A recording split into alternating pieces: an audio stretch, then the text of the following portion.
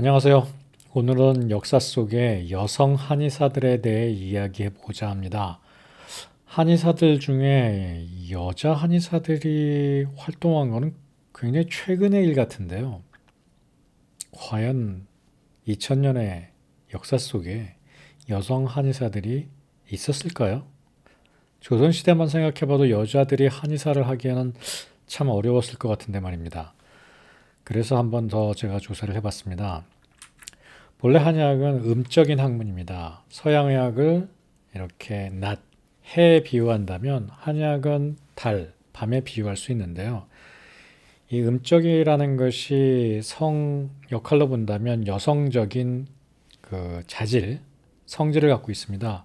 조화를 중시하고 돌봄의 의학이고, 반면에 서양의학은 질병을 치료하고 적극적이고 정복하고 이런 두 상반되는 성격이 있죠.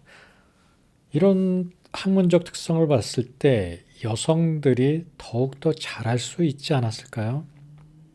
돌봄의 의학, 조화를 중시하는 것, 이런 여성들의 자질이 더 잘 표현될 수 있었던 것이 한약이지 않을까 생각이 드는데요. 그래서 역사 속에는 알게 모르게 잊혀지고 또 가려진 여성 한의사들이 많이 존재했었습니다. 최근에 그 말라리아 치료제로 노벨상을 받으신 투유 박사죠. 이분 한의사라고 할 수는 없을지 몰라도 한의학자 혹은 과학자, 한약을 통해서 말라리아 치료제를 개발해서 노벨상을 받았습니다. 이 투유 박사에 대해서 제가 말라리아 동영상에 자세히 올려놨으니까 한번 보시는 것도 좋을 것 같아요. 이 투유 박사가 그 추출한 아르테미니산의 원료가 된 것은 한방약 청호라는 약재고요. 이 청호에서 좋은 성분이 있을 거라는 생각은 많이들 하고 있었는데 실제 효과가 그렇게 없었거든요. 근데 추출 방법을 바꿈으로써 이제 확실한 효과를 잡아낼 수 있었던 거죠. 그래서 약으로 개발되게 됐고요. 근데 그 추출 방법이 300년경에 쓰인 주후 비급방이라는 책에서 나온 추출 방법입니다. 그러니까 굉장히 옛날에 있었던 건데 지금 다시 이용을 한 거죠. 여기 보면 여기 취즙 한다는 얘기가 나와요. 그 탕약으로 끓이는 것이 아니라 즙을 낸다라는 얘기죠. 그래서 이 투이오 박사도 에테르에서 추출을 합니다. 그 물로 끓여서 전탕하는 방식이 아닌 그래서 추출한 것이 아르테미니산이고요. 이 방금 보여드린 그 주비급방의 저자가 갈홍이라는 사람입니다. 왼쪽에 있는 사람이고요.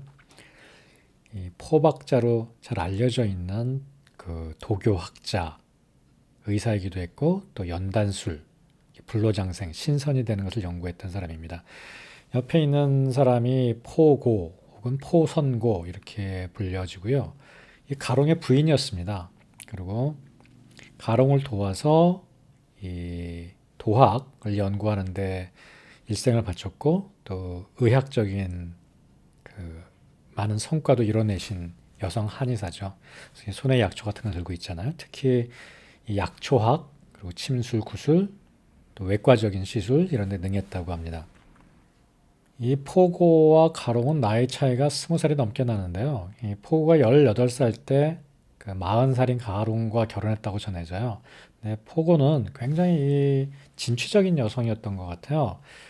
아버지가 유명한 도교학자였는데 어렸을 때부터 아버지를 따라다니면서 이제 학문 연구에 참여하고자 했대요. 근데 아버지는 그걸 뭐 별로 좋아하지 않았죠. 그래서 너는 저기 기다려라. 저 가마에서 기다려라. 그러면 막 거짓말을 하고 아버지한테 갔대요. 예를 들어서 뭐 호랑이가 나타났다. 그래서 난 아버지 옆에 있어야겠다. 그리고 아버지 학문적 토론을 하고 그런데 옆에 쫓아다녔다고 합니다. 가롱과의 인연도 그 아버지에서 시작되는데 이 가롱이 아버지 이 포고의 아버지와 집에서 많이 토론을 했다 그래요. 아마도 포고가 이 가롱한테 접근하지 않았나 생각도 들어요. 또 가롱이 굉장히 잘생겼다 그러거든요. 이 포고가 그만큼 이렇게 적극적이었던 거죠. 가서 우연히 가롱과 만나고 둘이 이렇게 첫눈에 반해가지고 결혼을 하게 됐다고 합니다.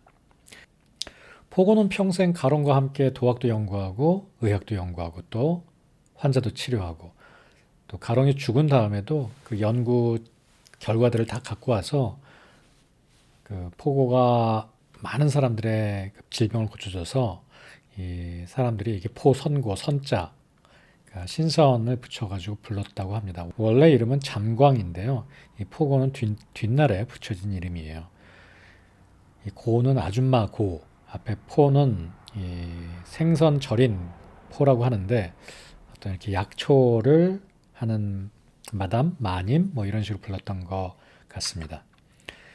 주 비급방 아까 그 투유 박사가 노벨상을 받게 된 그 힌트가 된 책인데요. 이 가롱의 저서로 알려져 있는데 뭐 실제 이 가롱은 이 연단술 그리고 약 신선이 되는 양생 이런 것에 주된 노력을 바쳤고요. 이 포고가 실제 침이나 이런 걸 잘랐다고 해요. 근데 주 비급방에는 침과 뜸 처방이 많이 나와요. 훗날의 사람들이 아마도 이 뜸과 침 부분은 부인이었던 포고의 저술 혹은 포고의 그 이론이 많이 들어가는 것이 아닌가라고 추측을 합니다. 뭐 포고에 얽힌 여러 가지 이야기들이 있는데 그 전에 내려오는 얘기가 다 좀 달라요. 근데 이제 종기가 얼굴에 난 사람을 치료해줬다라는 얘기가 많이 있습니다. 그 호숫가에서 물에 비친 자기 얼굴을 보면서 울고 있는 처녀의 그 사마귀, 커다란 사마귀를 이렇게 치료해줬다는 얘기도 있고요. 또 다른 버전으로는 또 비슷하게 얼굴에 종기가 많이 난 아줌마가 치료를 받으러 왔는데 어떻게 해도 잘 안 낫더래요. 근데 그 아줌마가 갑자기 귀신이 들린 것처럼 좋은 물에다 약을 달여줘, 좋은 물에다 약을 달여줘 그러더래요. 요즘 또 이렇게 정화수 같은 데다 약을 달이면 좋다 그러잖아요. 그래서 어떻게 좋은 물에다 달이냐 그랬더니 그 아줌마가 이렇게 땅을 가리키면서 저기를 땅을 파면 운물이 나올 거라고 그래서 그 운물을 파가지고 약을 달였더니 그래서 치료를 했더니 그 아줌마의 이 종기가 싹 깨끗이 났다고 합니다. 그리고 그 아줌마는 사라졌대요. 그러니까 실제 환자의 모습으로 왔지만 신선이 이 포고를 도와주기 위해서 이 환자의 모습을 하고 온 거죠. 그래서 저희 스승님도 모든 환자는 하늘이 보내준 거란 얘기를 많이 하셨어요. 이런 그 얘기들을 보면 포고가 이렇게 피부병이나 이 외과적인 문제, 종기나 사마귀 이런 것들을 잘 치료했던 것 같습니다. 뭐 실제 사마귀나 종기는 한방에서 많이 치료했던 부분이고요. 사마귀는 면역의 문제가 있어서 계속 나오기 때문에 실제 외과적으로 처치를 해도 계속 재발하거든요. 그래도 이제 한약을 잘 써줘야 되는 질환이죠. 저는 광동성에 있는 그 삼원궁이라는 도교 사원입니다. 그 템플 같은 거죠. 이제 거기 이제 포고의 사원이 있다 그래요. 여기 보시면 포고라고 써 있죠. 여성 도학자가 이렇게 그 선원에 모셔지기도 하고 얼마나 이렇게 추앙받는 사람이었는지 알 수 있습니다. 지금 살펴본 여성 한의사 포선고 이분은 300년쯤을 살았던 분이고요. 이 가론과 함께 주 비급방을 저술하게 되죠. 그리고 그 저술 내용은 20세기에 들어서 다른 여성 한의사, 여성 학자, 여성 과학자 투유에 의해서 20세기의 신약으로 거듭나게 됩니다. 여기 2000년을 이어온 여성 한의사의 어떤 지식의 전달 그리고 교감이었다라는 생각이 듭니다. 멋진 스토리죠.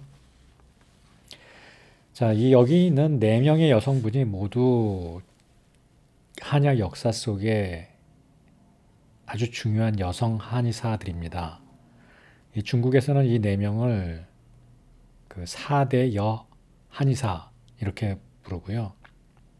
한대의 의작, 그리고 300년쯤의 포고, 송나라 때의 장손왕자, 그리고 명나라 때의 담윤현입니다.